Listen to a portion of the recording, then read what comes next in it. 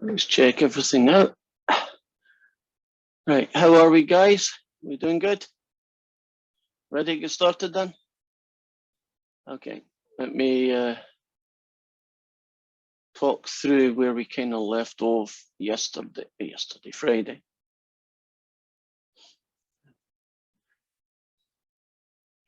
Talking about a vector function f. So a vector function f looks something like this.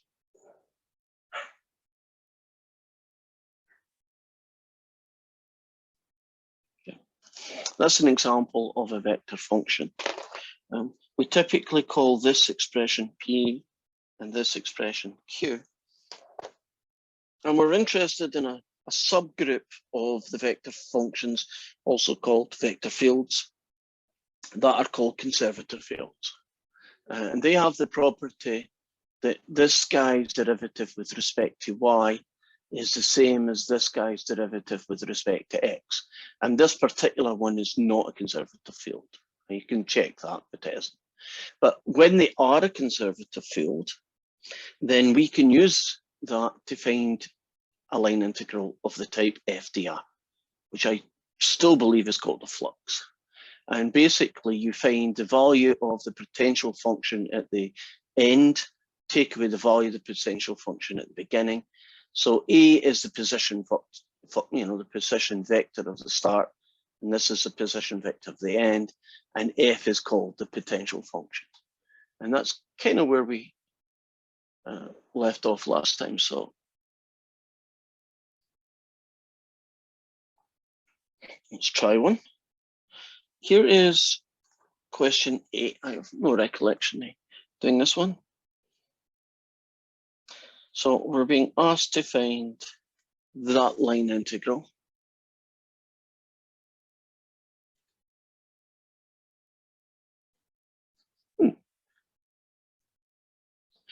And that's probably a bad choice, actually. Okay, it is what it is.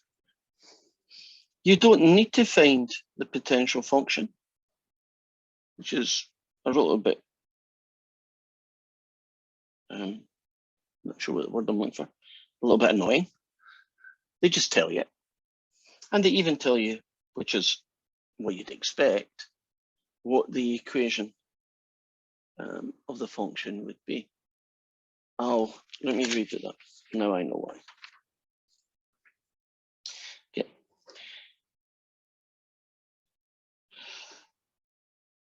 We have a guy there. We're trying to find this line integral, which is okay. The potential function is a 3D guy, and he's equal to 2x y squared z plus 3x. And the curve C is given in parametric form, t squared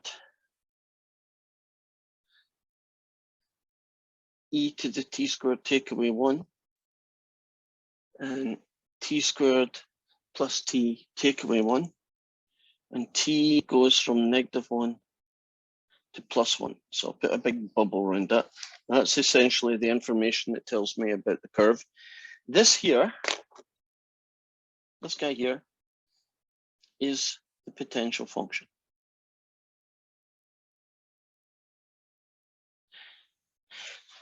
So they haven't even told me what the vector function is, but if you tell me the potential function, I don't need to know it, because this question is actually a lot simpler than it might seem.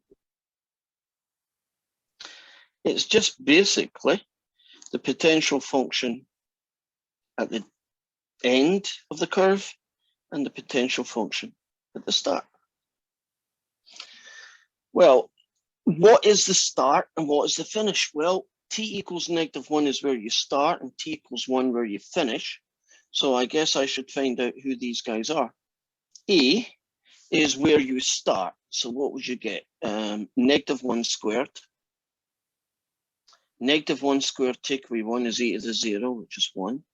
And -1 squared is 1 plus 1, plus -1, -1, so that's -2. And where do you finish?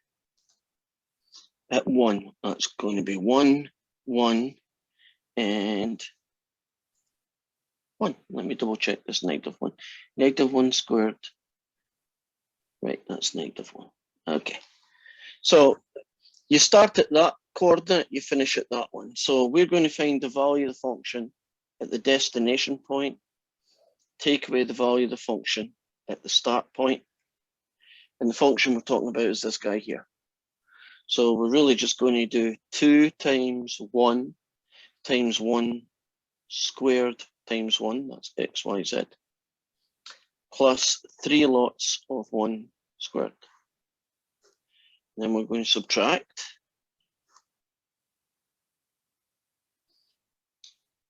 Two times x times y squared times z plus 3 lots of 1 squared. And that's it. So that's basically 2 add 3, which is 5. Take away, that's -2 add 3, which is 1. And so the answer is 4. So this line integral, when you tell me the potential function and you give me the parametric equation of the curve and where to start and where to finish, I don't use any of these t's. All I do is find out where the thing is when it started. And that happens to be at that point. And where is it when t equals 1? So it started at t equals -1 and it finished at t equals 1. There we go, our answer. Okay, let's hope the next one's more interesting.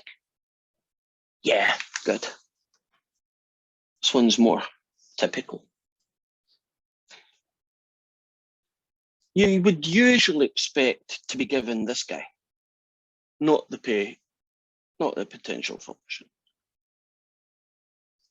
And C is the curve x equals y squared, and it's going from the point 9, -3 to the point 1, 1. Now you've basically told me who A and B are. Okay. We're going to make the assumption that this is a conservative field. So in question A, they ask us to find the potential function, little f. Well, we know it has the property that, I like writing this around, that guy is equal to him. which is this fella, is equal to that guy. Now, if you match the x positions, then the partial derivative with respect to x is 2x. If you integrate with respect to x, you get x squared plus some arbitrary constant in terms of y. So that's our first one. If you match the y positions, the second position, then that is 4y. Integrate with respect to y, and you get 2y squared plus an arbitrary constant, which is some function of x. And then you take these two pieces and you kind of merge them together to have a single function that has all the pieces to it and nothing left over. Would you agree this has got an x squared and this has got a 2y squared? So the combined function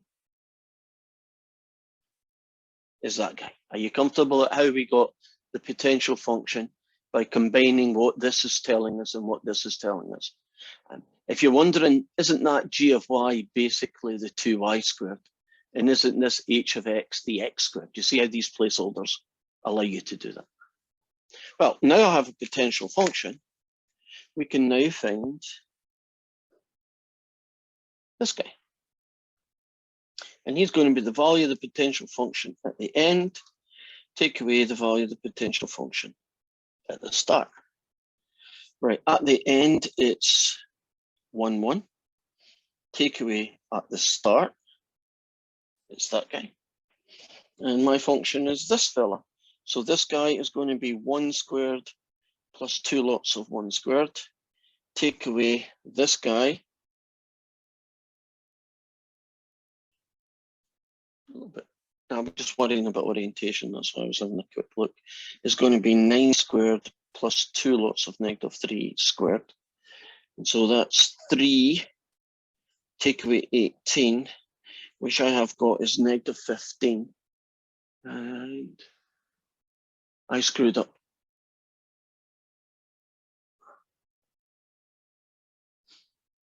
What did I do?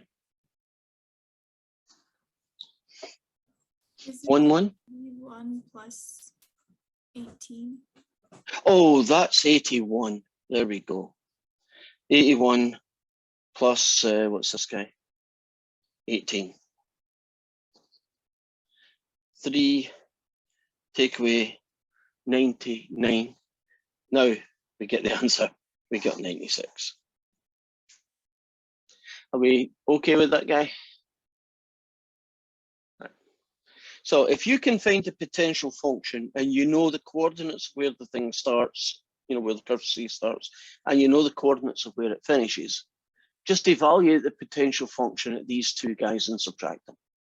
Now that is a lot easier than, you know, doing it parametrically, for instance, which is, oh God, or imagine doing it with the square root. You really don't want to do it that way if you can avoid it. That one was a bit nicer, I think, than 8, apart from my hiccup. And special about this one, and special about this one. Yeah, let's jump right into a scary one.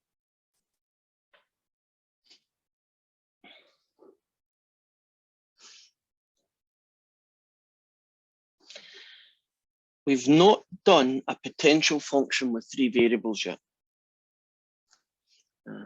This, I don't think we have anyway. This is yz e to the xz. And then it's an e to the xz. And then it's an x, y, e to the xz. And let me double check. Yz, e to the xz, check. E to the xz, check. X, Y, E to the xz. All right, everybody's got an E to the xz, which is fine. We don't need to prove that that is in fact a conservative field.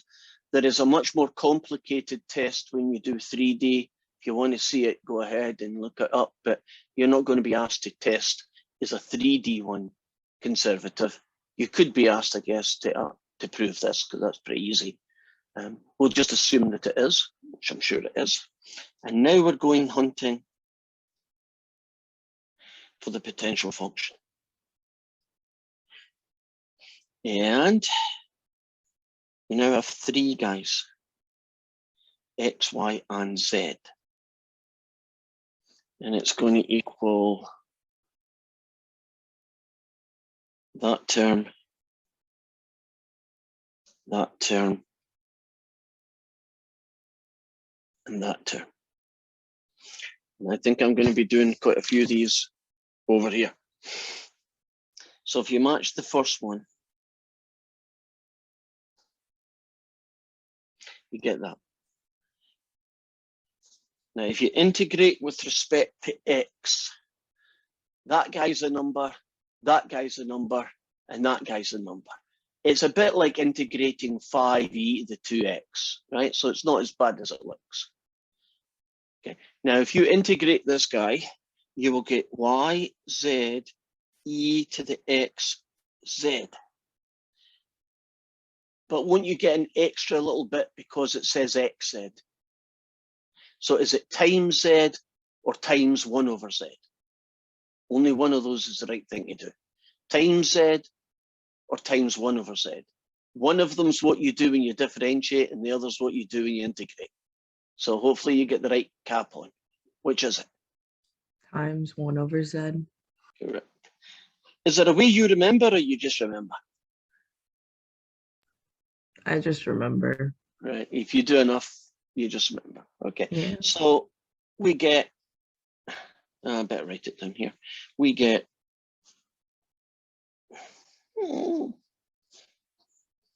we finally get this guy.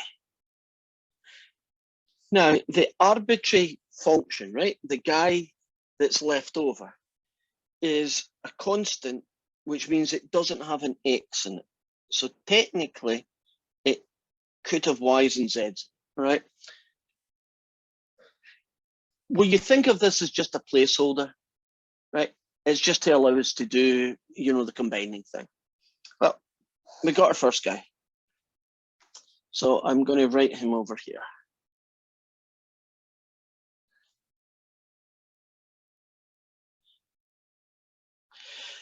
Now, if we match the middle one, that's this fella, is equal to that. What would the integral of that guy be?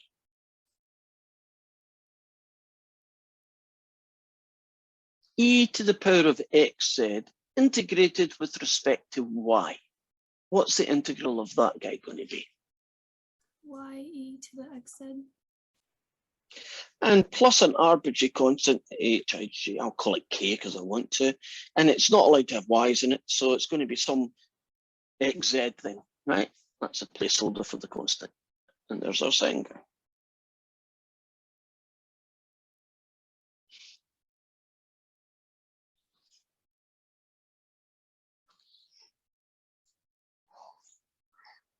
Last one.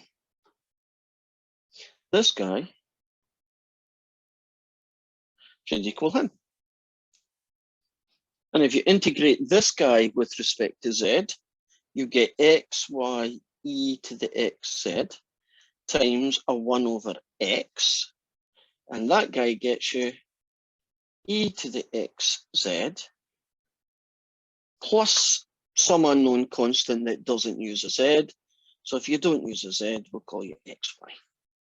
So the third one is y e to the xz plus a function that doesn't have any z's in it. Now we can focus on getting the potential function.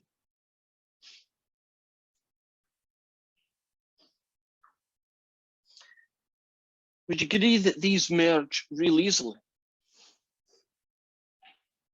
And it doesn't mean you get 3 of them. Don't you just get that guy 3 times, I guess? Now, it could happen, right? And if it does, it's okay. Can you imagine this guy here had a plus x squared, and this guy had a plus y squared, and this guy had a plus z squared? Can you imagine that happened, right? Plus x squared, plus y squared, plus z squared. Wouldn't we just say this guy plus x squared, plus y squared, plus z squared, right? So you don't have to have them identical. If some of them have extra bits, whatever those extra bits are, just join them and you're good. So here is the key to getting this integral. If you want to find this line integral over C, this version of it, then you only need to find the value of the potential function at the coordinates of the end, take away the value of the this function at the start. And I don't think I told you what they were. And so my next piece of paper, they told us in question 11 what C is. And they gave it in terms of space curve. And they told you it was t squared plus 5, t squared minus 1, and t squared minus 2t. And they said your starting value is that guy, right?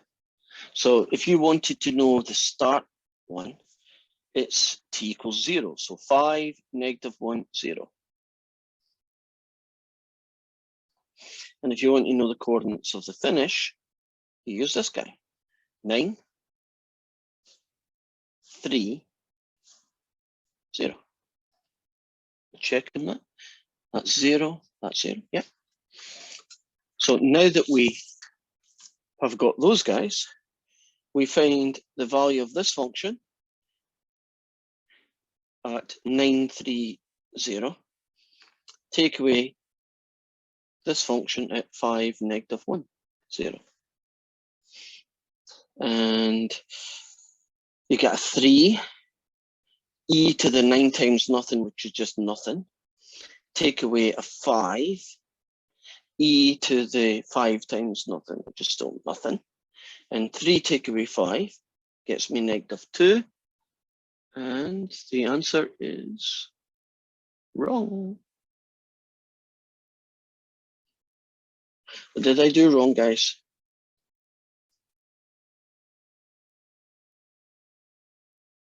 No, I did that right. 930. I called this the wrong value. No, 930. I called you that. 5, -1, 0. Okay, it must simply just be I can't count. Aren't you supposed to be using the y value in front of the e? Yeah, that's, well, that's 3. And this is -1. There. Now it works. It's 4. So I'm glad the mistake was really just in computations. This is the x, this is the y, and this is the z. And for some reason, I decided to use the x there instead of the y.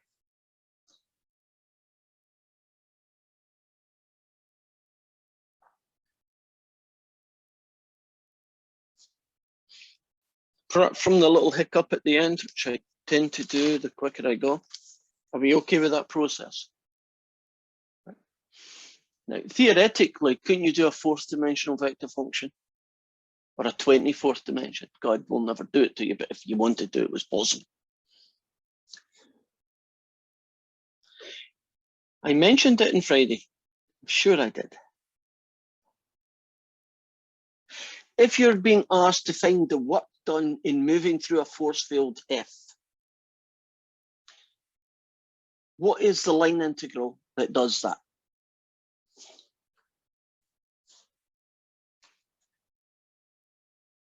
So if you want to find the work, what is the line integral? Just in generic terms, you don't need to tell me specifics. What's the line integral for it called?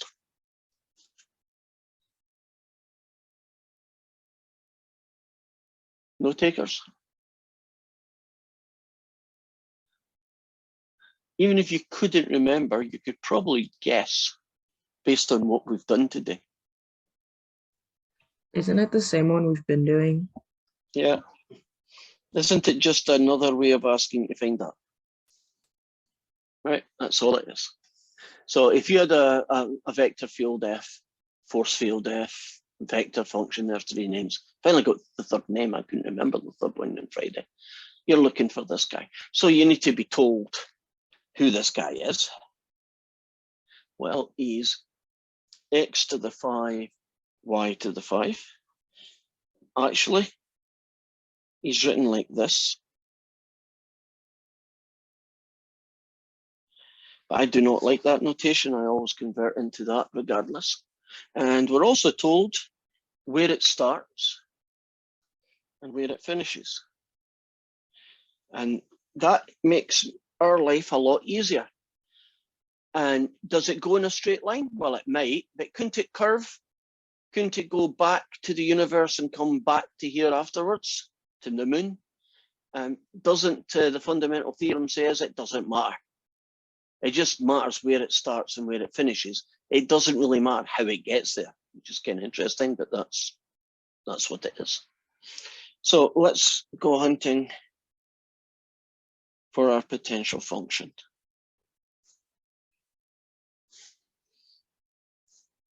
I'm going to do a little cheat here.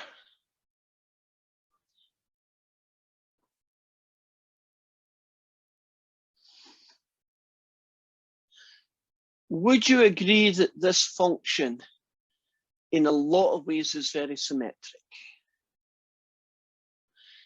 So if I get the answer to the first bit, would it be reasonable we could predict what the second bit is without doing it?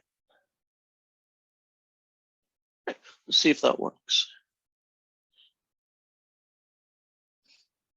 If you do this guy, then integrate it and you get 1/6 x to the 6 plus that arbitrary constant in terms of y. Anybody want to give me a prediction then of what the f would be if we matched up the second one without actually doing it? Just using symmetry. 1/6 y to the 6 Plus some function that doesn't have y's in it. So when we combine these two, are we okay with that?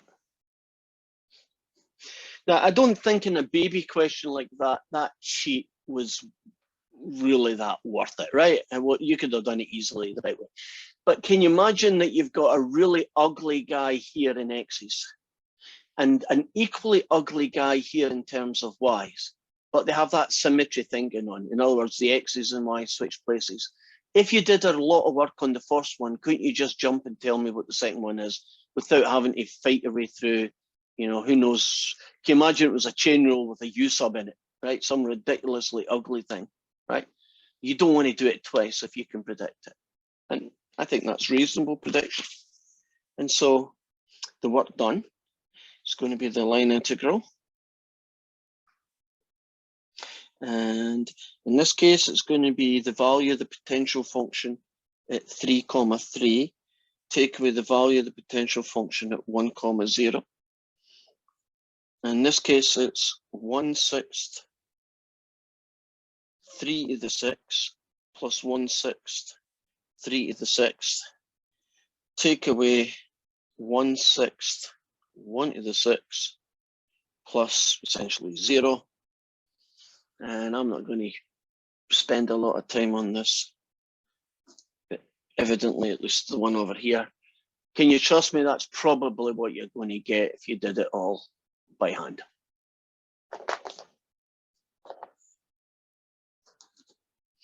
Same question. Everything's the same except one detail. You start at 1, 0 and you finish at 1, 0.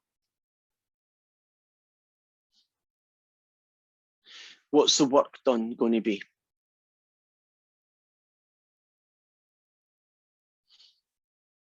And I don't need to actually do any calculations as long as this is a conservative force field. What do you get for a line integral where you start and finish at the same point on a conservative vector field? 0. You get a big fat 0. Can you imagine that would be a really good multiple choice question where I gave you a horrendous function for f and a horrendous curve for c, but you ended up starting and finishing at the same point, right? Can't you spend forever doing the math when all you need to do is to short circuit and say, hey, if you start and finish at the same point, the answer is always going to be 0, regardless of what the particular value of that force field is, right, that vector function. That's kind of cool.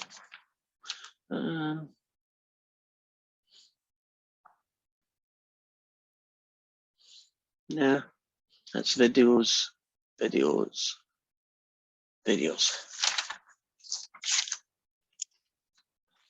Now, the fundamental theorem of line integrals allows us to get line integrals that look like that, right? The ones I believe are called fluxes. But it must be a conservative field. And we're going to assume that when they ask you in the later questions, as I've done, that they are a conservative field. But if it's not a conservative field, right? If this is not true, don't you have to use the methods that you learned last week? Right? Right. So you turn everybody into T's, that kind of stuff, right? And you do an R dash T dt, and off you go and do it. Sometimes you can't avoid it. In a way, isn't that why that probably you were taught that method? Because not every force field is a conservative field, right? So you have to be able to do it other ways when that happens. But if it is a conservative field, 9 times out of 10, what we've just done is really useful. So any more questions on 16.3 before we move on to 16.4? Okay.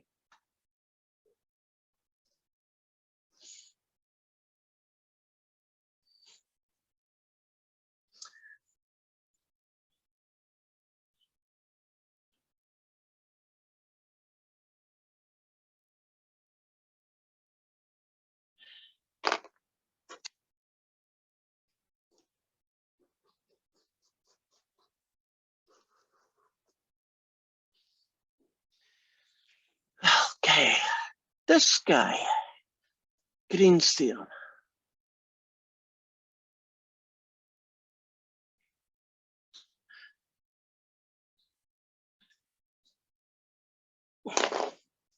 If you gave me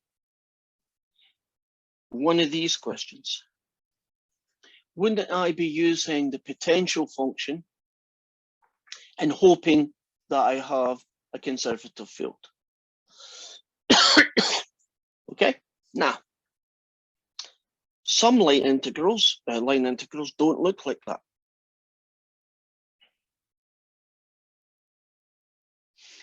Don't you have line integrals that look like that? Where P and Q are functions of X and Y. So an example of that might be X squared plus Y dx plus 2xy dy, right? And then C is some horrible curve.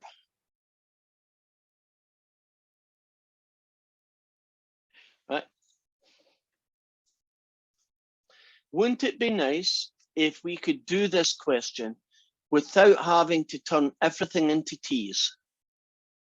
So remember, dx would become x dash t dt, and dy would become y dash t dt, and won't all these x's and y's be converted by this horrible curve? So you can imagine the horrible curve might look something like this.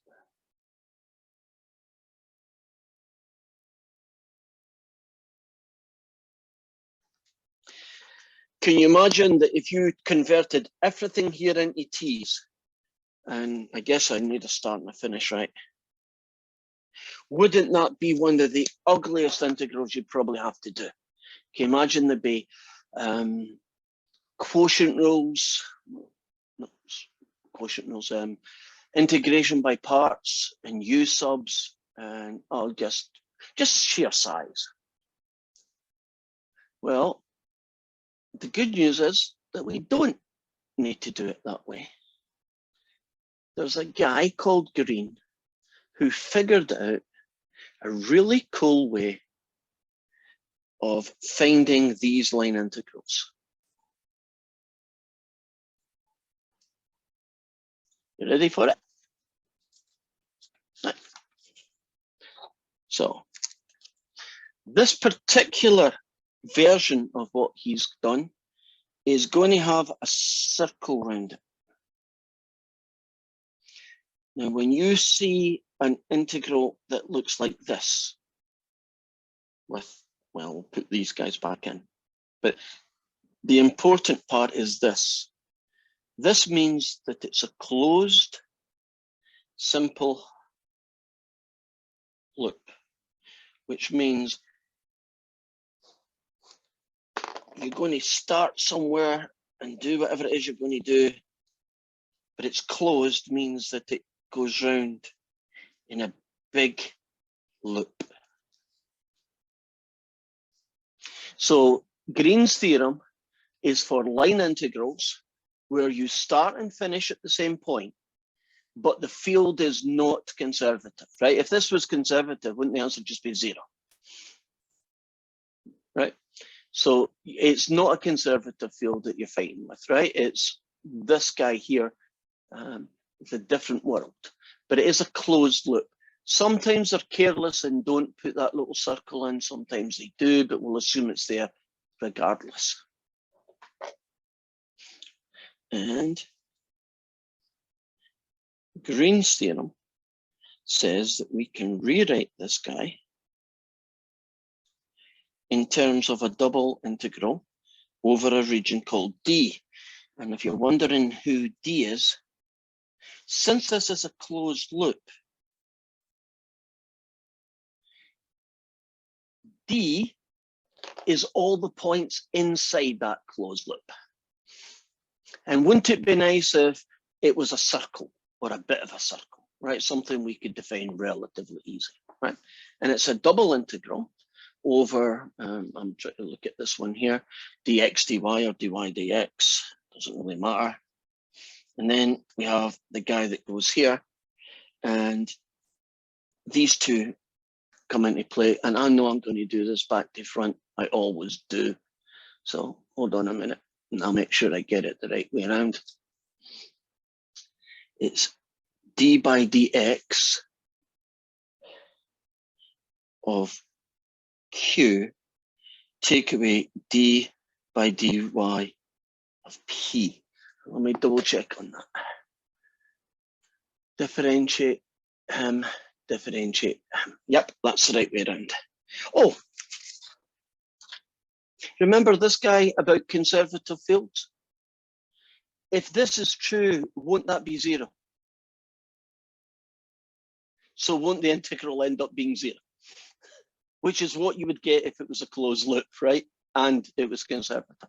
So do you see what this one does is, you can turn a line integral, which might be really difficult to do algebraically, and turn it hopefully into a double integral that is much nicer to do, right? And that's essentially what Green's theorem allows us to do. Now, it is magic, right? Nobody's going to be able to, well, you know, one day in your math career, you will actually see the theory to that. And I can't remember what it was like because it's that long since I did it, but I do have memories of how horrendously horrible it was to prove. That much I do remember. Easily takes a lecture to prove it. So can we just take it as magic that this guy Green found it and we'll use it? That's probably, and you can go look videos and, you know, see what you can see. Now, I have to talk a little bit, well, let's put a big bubble around that because that's the key guy.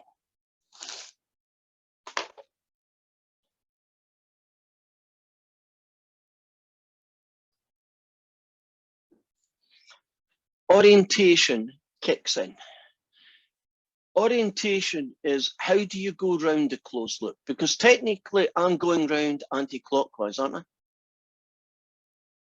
And that is called positive orientation. And the same reason, see when you do angles, right, circles, don't you go, I'm saying positive, and I'm darning sticks. Don't you go anti-clockwise when you're doing a circle? That's positive.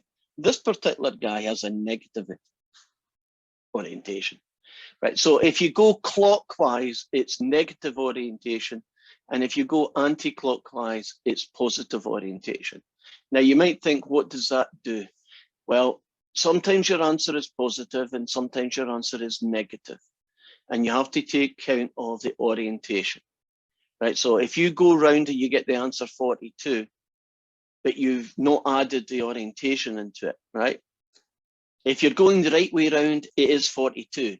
But if the orientation is the reverse, the answer is negative 42. So the key to doing these is, if you're going anti-clockwise, the answer you get is the one you use. If you're going clockwise, the answer you get has a negative stuck in the front of it. Is that the easiest way to say it? Right. Now the chances are they will tell you it's positive orientation, which would be really nice. If they don't, but they describe the curve, right, like it's parametric, right, from t equals this to t equals that, right, whatever way they do it. You might want to put it into Desmos and just do, where is it at t0, 1, 2, 3, 4, 5? Oh, it's going round clockwise or anti-clockwise. Or you could take the lazy way out. Couldn't you just put the answer in? If it doesn't work, make it minus. Because you know it's one or the other, right? It doesn't numerically change it. So orientation, if you go this way, that's negative. And if you go this way, it's positive.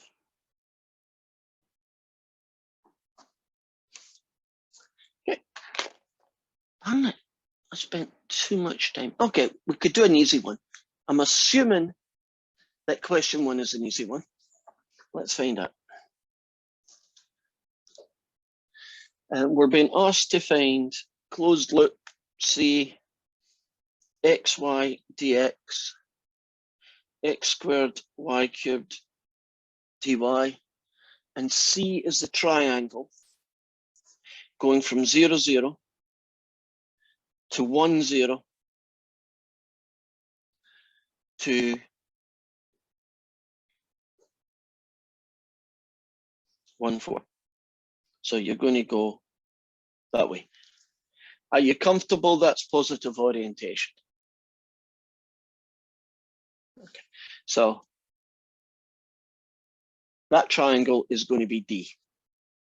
And it's not as easy as I thought, but at least I don't want to rush this one. I'll do one starting tomorrow because there's too much going on. If I rushed it, you wouldn't get the deal. Last name. Bye-bye. I'll hang about for some questions. See you tomorrow, where we get to do Green's theorem. So did a little homework for some of you. I think Green was an Irish mathematician, but I'm not 100% sure because his name sounds Irish. So why don't somebody find out for me and tell me tomorrow? Was Green Irish, or am I just wrong? I hope he's not Scottish, because then I'd be really embarrassed by not knowing who he was. Bye-bye.